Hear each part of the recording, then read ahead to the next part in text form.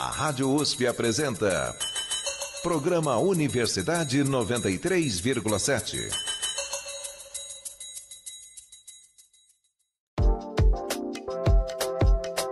Nas artes visuais, a inteligência artificial.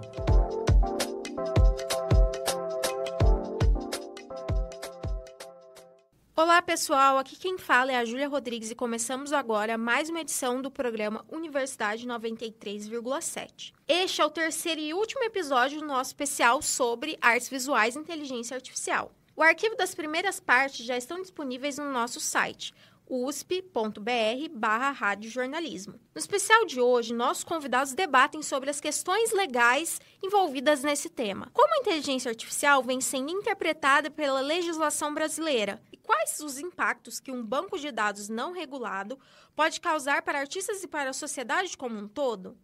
Nesse debate, eu conto com a ajuda do Thomas Toscano, meu amigo e companheiro de bancada. Olá, pessoal. Olá, Júlia. Estamos de volta por aqui para falar desse tema difícil. Na semana passada, debatemos um pouco sobre o papel do artista nesse admirável mundo novo. Hoje, vamos conversar um pouco mais sobre as implicações e consequências que essa enxurrada de novidades vai trazer para a nossa sociedade. Para isso, estão conosco dois especialistas na área de arte e tecnologia, Cleiton Policarpo e Guilherme Brandão. Cleiton é designer digital, artista multimídia e mestre em tecnologias da inteligência e design digital pela PUC São Paulo. Guilherme é fundador e curador da plataforma de arte digital Homeostasis Lab. Também dirige a empresa de consultoria e elaboração de projetos culturais com foco em arte e tecnologia, UG. Bom, acho que agora a gente vai falar então sobre uma das partes mais quentes e debates mais polêmicos aí desse tema, que é a questão legal. Um pouco dessa caixa preta, né? O que tá dentro? Pode estar dentro? Pode ir para uma Bienal? Pode pegar uma referência e ser usada com direito autoral? Gente, isso não é crime, pelo amor de Deus. Exatamente. Então aí vamos rodar aí a vinheta do bloco 3. E os créditos? Vão para quem?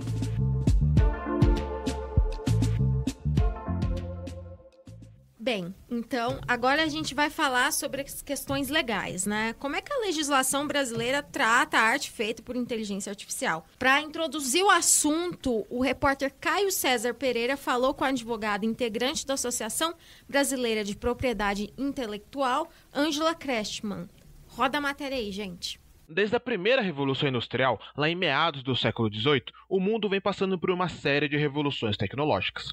Durante os séculos XIX e XX, com o advento da segunda e terceira Revolução Industrial, o crescimento tecnológico foi tão grande que muito passou a ser discutido sobre as chamadas máquinas ocuparem e tomarem o lugar do ser humano no mercado de trabalho, acabando assim com vários cargos e ocupações. Apesar desse temor estar presente até os dias de hoje, as artes pareciam até então estar além do alcance das máquinas.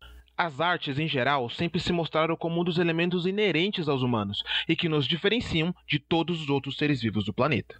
Porém, tudo isso mudou recentemente, com o surgimento de alguns programas como Midjourney ou DALL-E, que passaram a utilizar a inteligência artificial para criar, ou melhor, gerar imagens. Mas essas imagens geradas possuem algum direito autoral? Bom, para responder essa e outras perguntas, nós conversamos com a advogada Ângela Crestman, professora e integrante da Associação Brasileira de Propriedade Intelectual. Para começar, Ângela nos conta se as IAs podem ou não ser consideradas autoras de suas obras geradas. Olha, no meu ponto de vista, ainda vai ter que surgir uma lei que diga se há e quem seria o autor de uma obra produzida por uma inteligência artificial autônoma, né? Não vejo nenhuma condição legal no momento de ter incidência de direito autoral sobre uma obra gerada por inteligência artificial. Agora, se eu uso uma inteligência artificial para criar uma obra, então nós teremos aí a minha autoria. Primeiro, porque eu posso sugerir o caminho para a inteligência artificial e ainda dar aí os toques criativos, pessoais da minha pessoa em relação ao resultado criativo e terei usado a inteligência artificial apenas como um instrumento de produção intelectual, como se usaria um violão, por exemplo, como se usaria uma outra máquina, um pincel e assim por diante, né? Para Ângela, a questão da autoria da inteligência artificial passa por um caminho bastante delicado. Parte da discussão passa pela questão dessas IAs serem sencientes ou não. No momento, pelo menos, elas ainda não são capazes de pensar, sendo os dados gerados por meio de algoritmos. Como que nós vamos discutir direitos para algoritmos se nem resolvemos ainda as questões dos animais? Então, eu acho que não tem nenhuma condição de nós forçarmos, e se isso for forçado, é apenas porque existem interesses econômicos que querem que assim seja para a obtenção de lucros em detrimento do interesse público. Só por isso que a gente vai ver um dia, talvez, o resultado criativo de uma inteligência artificial ser protegido por direito, porque algum interesse mais forte venceu na luta de interesses e transformou aquilo que era um interesse em um direito. E é geralmente assim que os direitos aparecem, infelizmente. Toda essa questão da autoria ou não das IAs passa também pela forma como essas imagens são criadas. No geral, existem várias técnicas para a realização dessa coleta, dependendo principalmente do sistema utilizado. Uma forma que pode ser considerada mais comum é o treinamento de algoritmos de aprendizado de máquina usando conjuntos de dados que são previamente rotulados e que consistem em imagens que são coletadas e classificadas manualmente por seres humanos. Isso pode ser obtido por repositórios públicos de dados de imagens, bancos de imagens pagos, sites de redes sociais, enfim. E aí, nessa coleta de dados, obviamente, a IA deveria respeitar as licenças comerciais e não comerciais e só utilizar imagens que possuem permissão legal para serem utilizadas, o que nós estamos observando que não é bem o que está acontecendo, não é? Então, uma coisa é o que deveria ser no mundo ideal e a outra coisa é o que a gente está observando que está acontecendo no mundo real. Se a inteligência artificial está sendo utilizada para fins comerciais, como na criação de produtos, serviços que geram lucro, é bem possível que a empresa responsável pela inteligência artificial esteja obtendo lucros. Mas uma das grandes perguntas que todo mundo está se fazendo é: se as IAs utilizam de imagens criadas por terceiros coletados em bancos de dados, nós podemos considerar então que o que ela produz é plágio? Imagine que alguém cria um comando para escrever um texto no estilo teu, no teu estilo, né? Do Caio, ou no estilo da Ângela, enfim, de alguém que está aqui nos ouvindo, por exemplo. O comando em si, ele não é capaz, né, de ser considerado plágio. O comando em si não é plágio, a não ser que ele seja uma cópia de um outro comando técnico ou eventualmente que seja considerado, então, protegido por propriedade intelectual. Mas o resultado, sim. Agora, eu acho que é bem mais fácil uma inteligência artificial conseguir gerar um plágio, inclusive um plágio bastante elaborado, né? Ela é capaz de gerar plágios bem elaborados, mais capaz do que os seres humanos. Isso também me parece bastante tranquilo de afirmar, né? No meu ponto de vista. O surgimento de tecnologias capazes de fazer parte do trabalho humano com uma maior velocidade e eficiência é algo comum em grande parte das revoluções científicas e tecnológicas ao longo da história. Isso às vezes pode dar a impressão de que a gente não tem como competir com a IA ou que elas possuem uma capacidade muito superior à humana. Apesar disso, é sempre importante ressaltar que os humanos possuem alguns recursos que as IAs não têm e que são muito difíceis de serem alcançados. Aqui é Caio César Pereira, para a Rádio USP. Bem, então, né, o conceito de propriedade intelectual na arte já é difícil, né? E aí, quando a gente insere arte feita por inteligência artificial, aí o negócio fica mais complicado ainda, né? Então, só para dar uma contextualizada, né? Hoje, a lei brasileira atribui direitos autorais somente a obras feitas por pessoas físicas, por artistas. Então, as produções feitas por inteligência artificial são colocadas em domínio público mesmo. Acontece que, como a gente já falou, né, anteriormente, muitas inteligências artificiais aprendem a partir de uma base de dados inserida e classificada por nós, humanos, pessoas de carne e osso. No caso das plataformas que geram as obras de arte, elas partem de imagens já existentes, muitas vezes criadas também por humanos, né? Muitas dessas imagens têm direitos autorais. Então, na opinião de vocês, a abordagem da lei brasileira é correta de colocar as obras de arte feitas por inteligência artificial no domínio público? E qual seria o modelo ideal para englobar essa nova tecnologia na lei? Eu acho que entra a questão qual que é um dos papéis do artista, que é responder legalmente pela obra como ela é criada, independente se ela é feita por uma inteligência artificial. O artista que fez esse processamento de dados, ele pode escolher se ele vai responsabilizar legalmente ou não, se ele vai vender ela, se ele vai ser o responsável por propriedade intelectual, da autorização, porque até onde entendo que a lei brasileira coloca, a inteligência artificial estaria sendo uma ferramenta para o desenvolvimento do trabalho. Tem um caso que eu acho mais como uma anedota engraçado, que em 2011 um macaco na Indonésia, o fotógrafo deixou a câmera lá e o macaco foi e apertou o botão, tirou uma selfie. E entrou todo um debate de ONGs que estavam querendo que os direitos autorais para comercialização da selfie fossem do macaco, do Instituto de Proteção dos Macacos. E acabaram chegando num veredito que não, que embora o macaco tenha apertado o botão, a propriedade intelectual era do fotógrafo, dono da câmera, porque não existe uma legislação que regulamenta que animais podem ser detentores de propriedade intelectual. E aí a gente para pensar às vezes, será que é possível? Como que isso funcionaria se for atribuir direitos autorais para máquina ou para outros animais? É uma questão de conceito mesmo de jurídico, né? Conceito jurídico. E os conceitos jurídicos também, eles mudam muito de acordo com o cenário. Então, pode ser que surja algum caso que... Para o CNPJ, né? Fala assim, autor é a empresa. Né?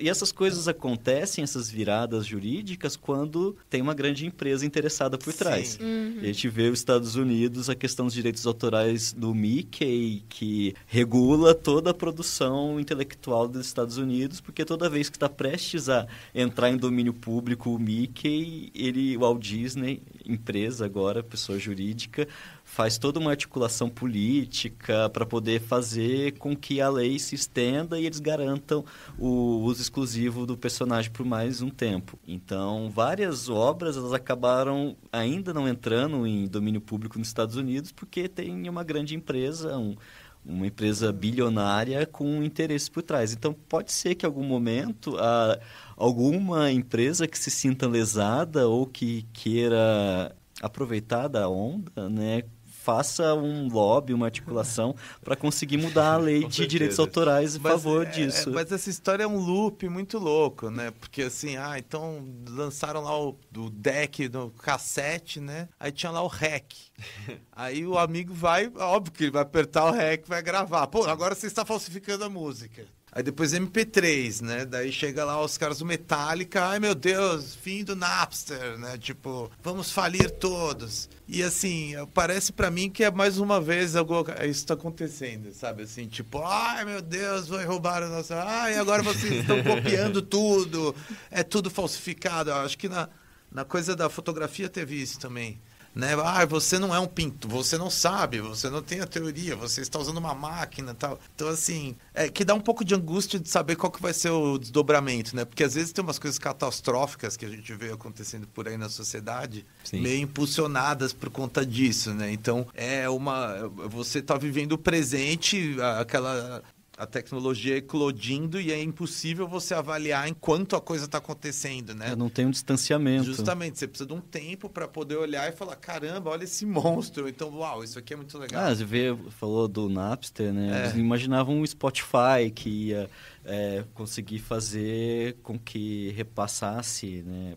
Porque tem coisas que são um caminho sem volta, né? Você vai falar para os caras, não, então agora vocês vão ter que comprar CD que não tem outro jeito. Não, agora já era. Já era, assim, você tem que adaptar e achar alguma tecnologia que viabilize. Talvez essa questão legal ela seja impulsionada também por uma inevitabilidade. Em algum momento fala assim, olha, não tem outro jeito. Então agora vocês acham uma plataforma assinatura que as pessoas vão ter acesso às imagens e daí reverte para sei lá. Os NFTs poderiam ser um caminho para isso, mas também é uma financialização estranha. Acho que o NFT ainda é mal explorado. Acho que ele tem um potencial que a gente ainda não entendeu muito bem. Estão conversando com a gente Cleiton Policarpo e Guilherme Brandão. Cleiton é designer digital, artista multimídia e mestre em tecnologias da inteligência e design digital pela PUC São Paulo. Guilherme é fundador e curador da plataforma de arte digital Homeostasis Lab. Também dirige a empresa de consultoria e elaboração de projetos culturais com foco em arte e tecnologia UGI.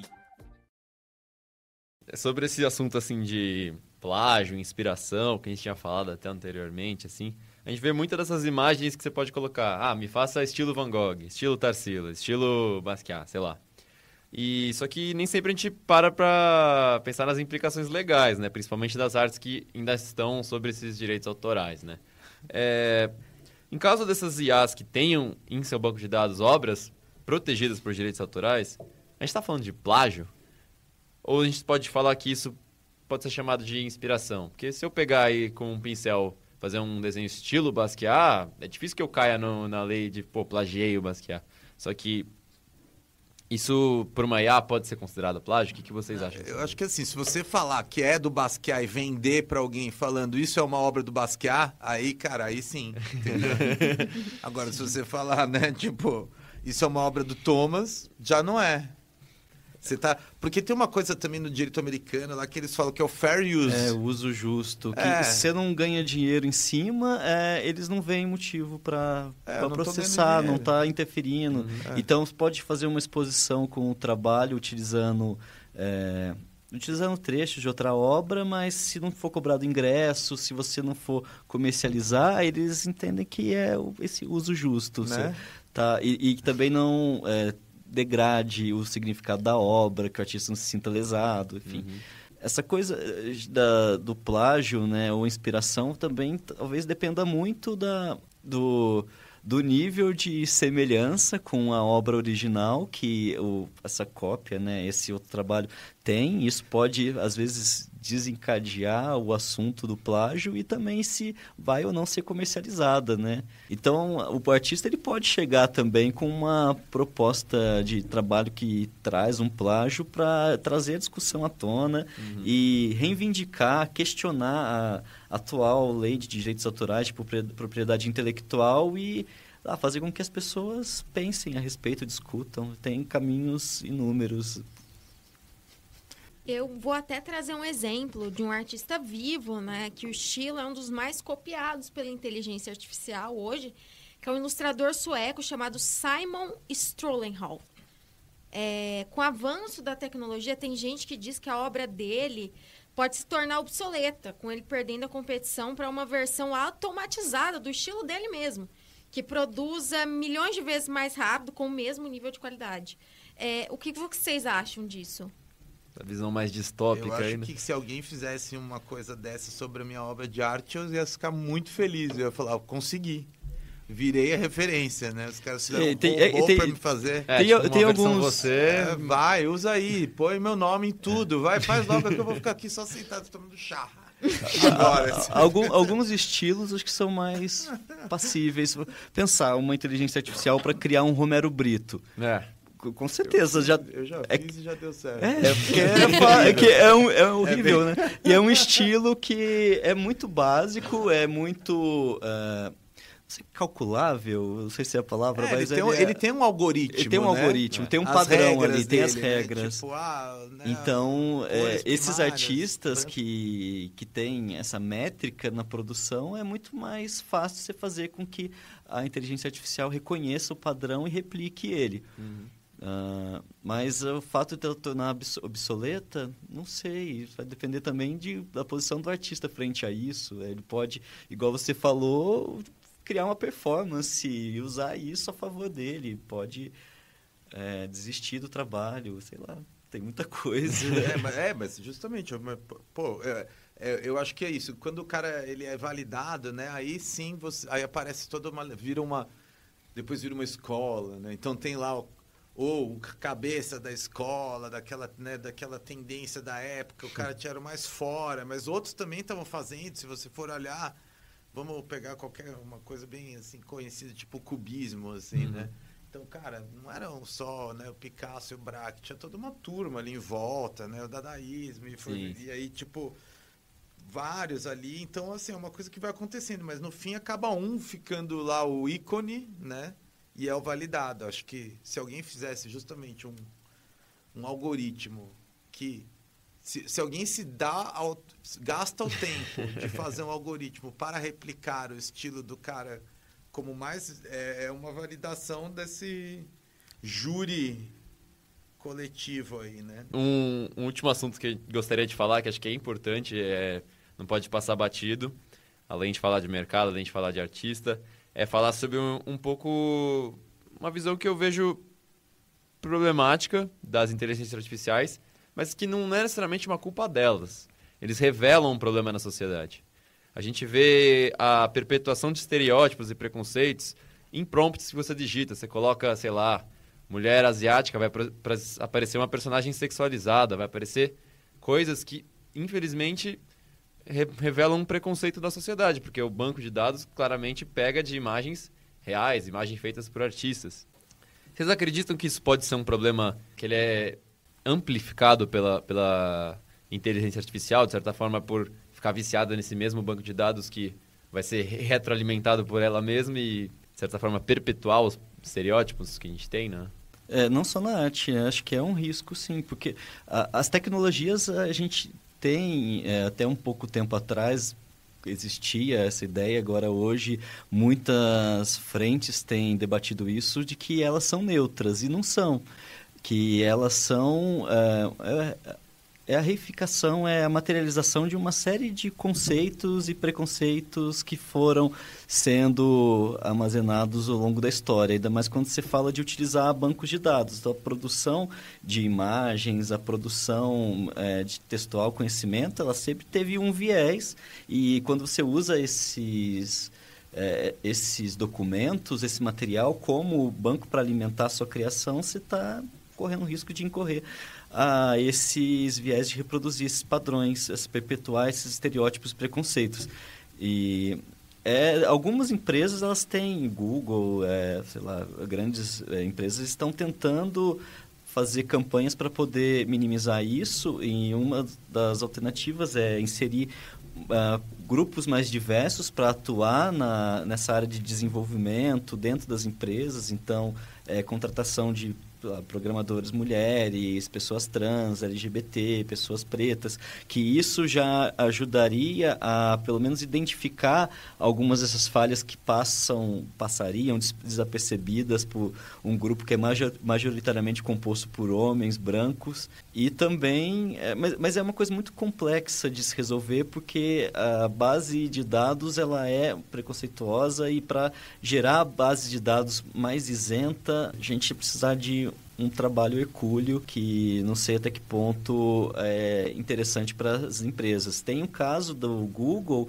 de um programador que foi utilizar a inteligência artificial de classificação de fotos, e eles classificou ele, um homem negro, e os amigos como macacos, gorilas.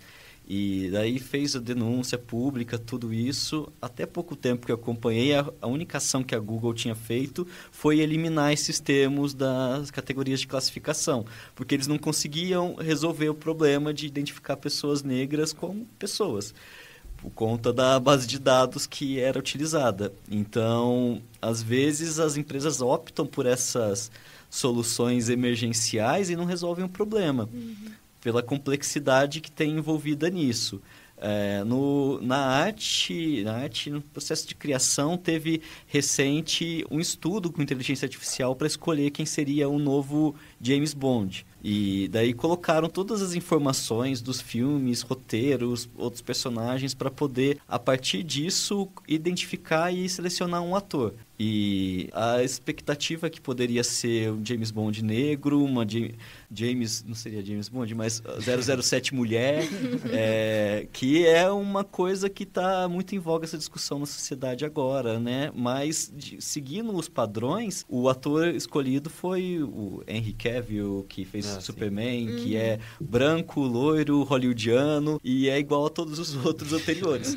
Então, às vezes, algumas utilizar, né, para fazer esses modelos de predições, você pode, sem dúvida, incorrer em erros e reprodução de estereótipos que não condizem com discussões mais atuais na sociedade, com reivindicações mais atuais. Por exemplo, de dar o protagonismo para uma mulher, ou para uma pessoa negra, ou pessoa trans, que são discussões muito pungentes, muito atuais hoje, necessárias, e que mera análise de dados não é capaz de identificar isso. Gente, partimos de inteligência artificial na artes visuais para um debate extremamente filosófico. Que ótimo, assim que é bom. Né? Bom, acho que é legal terminar nessa nota positiva aí. A gente vai sair pelo menos com um grande senso de que tocamos em várias questões importantes, não só para a arte, não só para a inteligência artificial, mas para o mundo também. A gente não Sim.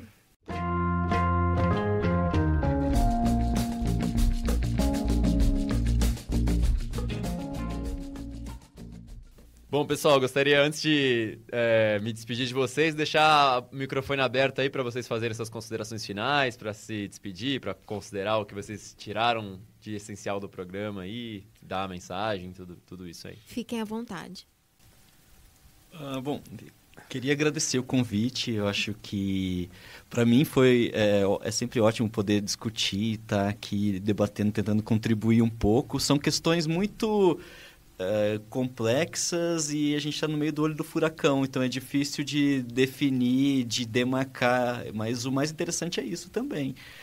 Conseguir perceber até onde pode ser nossa contribuição e acompanhar em processo. A gente está sempre acostumado com os resultados muito bem delimitados e eu acho que essa inteligência artificial, essa discussão vem justamente para quebrar essas nossas certezas e fazer com que a reflexão se amplie para além das caixinhas e que a gente possa começar a identificar possibilidades para trabalho com essas tecnologias que vão além do convencional e todas as implicações que isso pode ter na nossa vida e na sociedade. Então, obrigado e foi um prazer estar aqui com vocês. Prazer é nosso. Poxa, gente, eu gostaria também só de agradecer vocês. Acho que foi um espaço bem pertinente, assim, para a gente levantar essas questões que estão nos afligindo diariamente, né? Porque eu acho que não sou só eu, pelo visto aqui. Quando a gente ouviu... É bom porque você sai de casa e encontra seres humanos, né? E aí eles falam umas coisas que você está pensando também. Você fala, gente, então não sou só eu. Será que foi a inteligência artificial que me deu essa ideia? Também, né?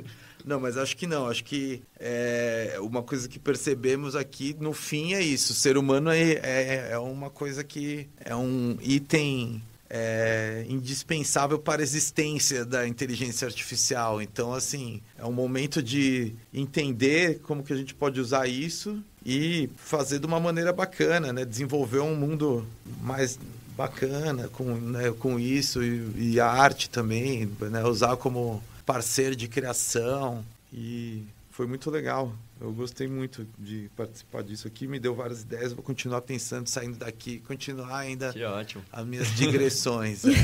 Gente, então a gente agradece, a gente vai encerrando o programa, agradecendo aos nossos convidados, Cleiton Policarpo, designer, artista multimídia, mestre em tecnologias da inteligência e design digital pela PUC São Paulo, e Guilherme Brandão, fundador e curador da plataforma de arte digital Homeostasis Lab e da empresa de consultoria e elaboração de projetos culturais com foco em arte e tecnologia UG. A apresentação desse programa foi feita por Thomas Toscano e por Júlia Rodrigues. As matérias são do Anderson Lima e do Caio César Pereira. A coordenação é da Luísa Irata, com produção do Arthur Macedo e edição do Cadu Everton. As músicas que você ouviu foram The Monuments and Tunnels in Goa and Hampi, de Bell Bonds, Fingerprints, de Mini Vandals e Bonfire, de Ann John. Essas canções foram utilizadas para fins didáticos apenas. Um bom dia! Quer ouvir o programa de novo? Ele está disponível no site usp.br/radiojornalismo. Muito obrigado por acompanhar. E se até lá nós, locutores, não formos substituídos por robôs, nos vemos em breve. Até! Nas artes visuais, a inteligência artificial.